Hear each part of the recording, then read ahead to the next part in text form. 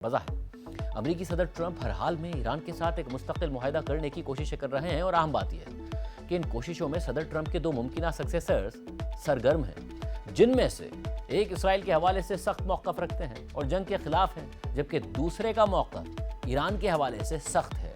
मगर ये दोनों ही ईरान और इसराइल के लिए इंतहाई अहम लबनान के मामले में अहम किरदार अदा कर रहे हैं। इस हवाले से अमरीकी न्यूज़ वेबसाइट एक्सियोस ने लिखा है कि सदर ट्रंप तो ईरान के साथ अमन मुआहदा करने की कोशिश कर रहे हैं, लेकिन उनके दो अहम मुशीर मुख्तलिफ राय रखते हैं। एक तरफ नायब सदर जेडी वेंस हैं जो निस्बतन नर्म मौक़िफ़ रखते हैं, दूसरी तरफ वज़ीर ख़ारजा मार्को रूबियो हैं जो ईरान के मामले में ज़्यादा हॉकिश मौक़िफ़ रखते हैं। ये बात इसलिए अहम है क्योंकि ईरान के साथ इन मुज़ाकरात की कामयाबी इस बात पर काफ़ी हद तक इंहिसार करती है कि सदर ट्रंप ईरान, इसराइल और लबनान के मफादात के दरमियान तवाज़ुन कायम करने के लिए इन दोनों अफराद की राय को किस तरह इस्तेमाल करते हैं। सदर ट्रंप के करीबी मुशीर के मुताबिक मार्को रूबियो और जेडी वेंस दोनों सदर ट्रंप की सोच और पॉलिसी के दो मुख्तलिफ पहलुओं की नुमाइंदगी करते हैं।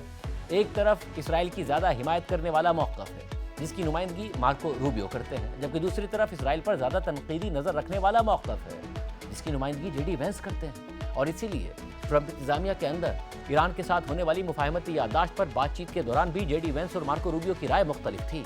अमरीकी सोर्सेज के मुताबिक जेडी वेंस ने सदर ट्रंप के नुमाइंदों स्टीव विटकॉफ और जेरेड कुशनर के साथ मिलकर ईरान के साथ इस मुआहदे पर बातचीत की। इन अफराद का ख्याल था कि ट्रंप को इस मुआहदे की मंजूरी दे देनी चाहिए ताकि जंग खत्म हो, स्ट्रेट ऑफ हुर्मुज़ दोबारा खुल जाए और अमेरिका में मिड टर्म इंतखाबात से पहले मईशत मुस्तहकम हो जाए। दूसरी तरफ मार्को रूबियो समेत CIA के डायरेक्टर जॉन रेडक्लिफ और अमेरिका के वजीर दिफा पीट हेगसेट के ईरान के साथ होने वाले इस मुफाहमती याददाश्त पर तहफ़्फ़ुज़ात थे।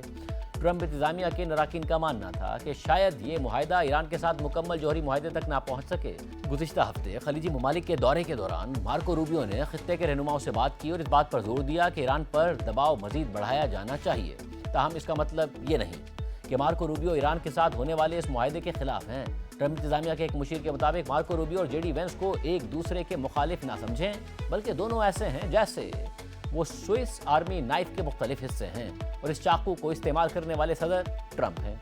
यानी दोनों के किरदार और अंदाज मुख्तलिफ हैं, लेकिन दोनों सदर ट्रंप की पॉलिसी को आगे बढ़ाने के लिए अलग अलग तरीक़ों से काम कर रहे हैं।